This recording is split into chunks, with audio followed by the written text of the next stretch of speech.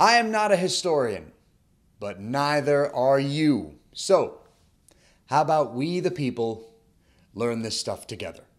Welcome to US 101. And I do apologize in advance, guys. This is an episode that I probably should have done last week, and I regret not doing it, but we're doing it now, and I'm really glad that we're talking about it.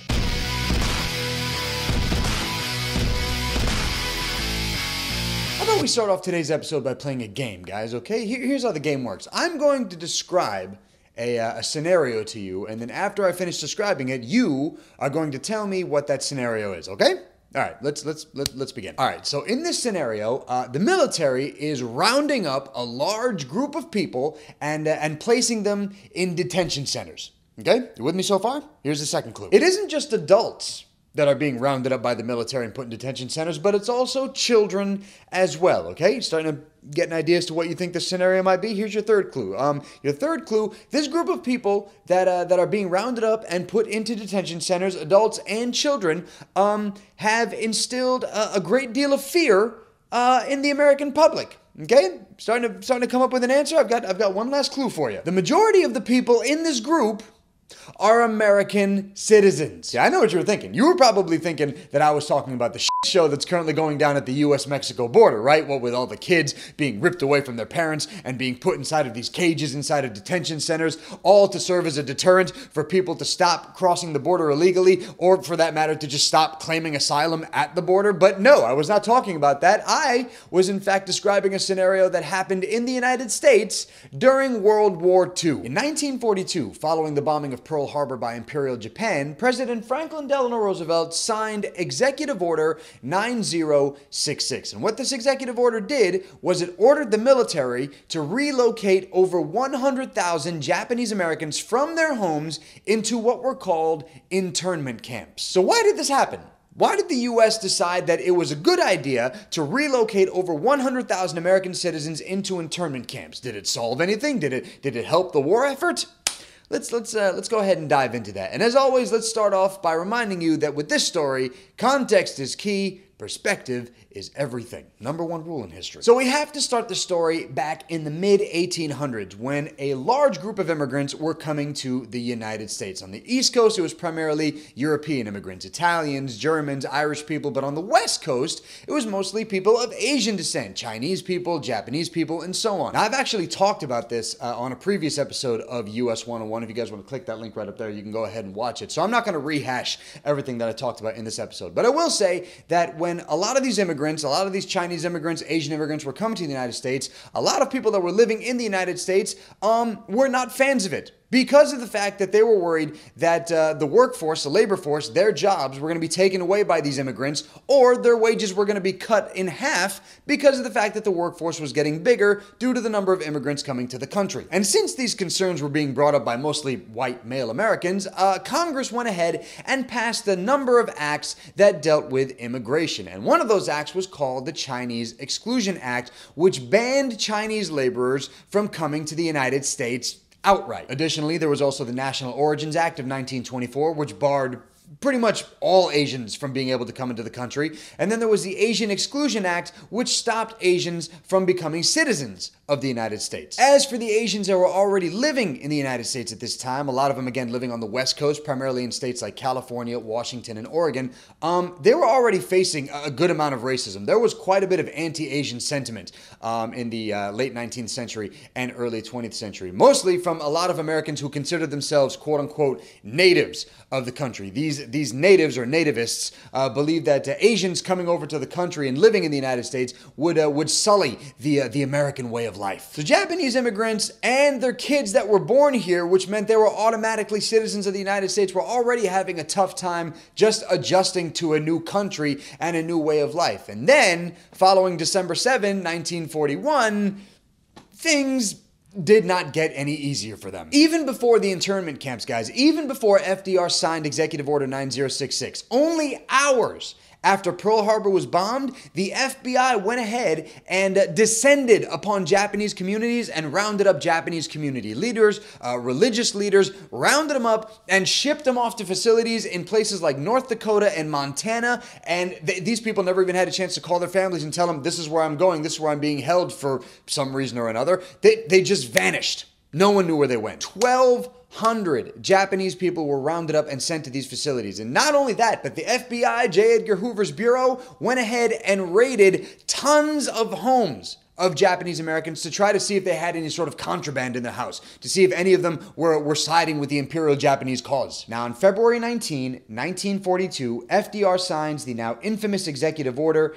9066, which says the military will relocate Japanese Americans living in California, Washington, and Oregon to internment camps. Now, it's said that FDR signed the executive order primarily for two reasons. One, to stop any sort of espionage acts from taking place in the United States from among anyone who might be considered or was a Japanese sympathizer. But secondly, it said that he signed the executive order to stop any sort of violence against Japanese American communities. Obviously, there was going to be some anti-Japanese sentiment rising after the bombing of Pearl Harbor, so if you just round everybody up and put them someplace where no one can get to them, can't be violent to them if they're no longer where they originally were, right? Makes sense. And while these internment camps, guys, have become obviously a stain on the history of the United States was not the only country that was relocating Japanese people to camps and detention centers. For example, Canada, nice, friendly neighbors to the North Canada. They actually relocated 20,000 Japanese Canadian citizens off of its west coast. Mexico started its own relocation program, and then countries in Central and South America like Brazil, Chile, Peru, and Argentina took its Japanese people that were living there and shipped them to the United States. In all, guys, the military zone that was set up via the executive order stretched down the rim of the Cascade Mountains in Washington and Oregon and all the way down through California. That was the eastern border. Anything west of that, aka all the way to the Pacific Ocean, was fair game. So where exactly were these Japanese Americans shipped off to? Where exactly were they going when they were removed from their homes? I can tell you for a fact that it was not a 4-star resort. These people were shipped off, guys, to desolate places. And at times they were shipped off to places like farmhouses, barns, rundown stables, places where horses and livestock were kept. And some of the places these camps were towns and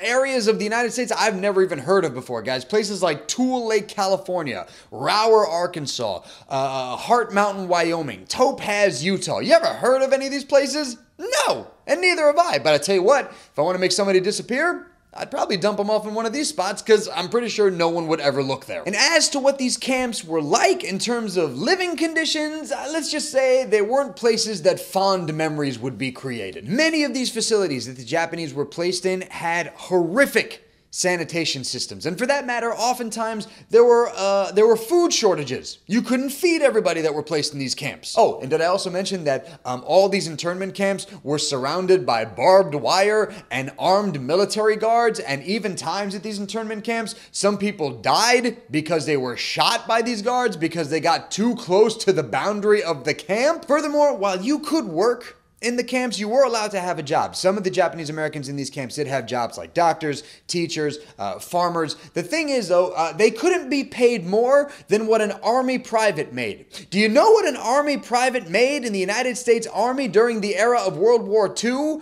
$50 a month. Now, the camps would finally be shut down in 1945, the same year that World War II ended. But it wasn't because of the fact that, a lot of people rose up and went, oh, these poor people, they're stuck in these camps. No, it's because the Supreme Court had to step in. The Supreme Court decided, in the case of Endo v. the United States, that the War Relocation Authority, quote, has no authority to subject citizens who are conceitedly loyal to its leave procedure. And just so you guys know, the Endo in Endo v. United States was a young girl named Mitsuye Endo of Sacramento, California, and she had filed a petition for habeas corpus. And originally, the Supreme Court was just going to release her from the internment camp, but she said, nope, don't want that. Instead, I want you to take this case and have it involve everyone that's in the internment camps. Now, I know why some people have negative feelings towards immigrants during troubled times. We saw it during World War II with the Japanese Internment Camps. We saw it during 9/11. I saw it firsthand when after the Twin Towers fell, after the Pentagon was hit, a lot of kids that were at my university, at Rutgers University, that were Muslim got picked up by their parents and taken off of campus because those parents didn't want those kids to receive any sort of negative backlash. And now it's happening at our southern border, guys. It happened when you saw kids being taken away from their parents and put inside of cages. And even though Trump recently signed an executive order saying that kids and parents should not be separated when they come here, he also just tweeted that anybody that comes into the country illegally should be denied due process and thrown back to their country. No judges, no courts, out. All because, for the most part, our president thinks that anybody that's coming here from Mexico or Central America is probably a member of MS-13, and they wield machetes, and they are here to rape and kill your family. And don't misunderstand me, guys. I absolutely believe 100% that immigration is an issue that needs to be addressed, and it needs to be addressed correctly. All I'm saying is that if you start creating immigration policy based on fear, all that's going to do is negatively impact anybody that's trying to come to the United States and try to start a brand new life for themselves and their family, because the country they came from is either too dangerous or doesn't provide them ample opportunity to make something of themselves. They come here because we are that beacon of hope. We are that land of opportunity. Okay, I really try not to get political on the show, guys. I'm sorry for that little rant at the end, but those images of those kids and that audio, that just... man, I'm sorry. It upset me. It upset the shit out of me, and that's why I'm sorry I didn't do this episode last week. Instead, I talked about the World Cup.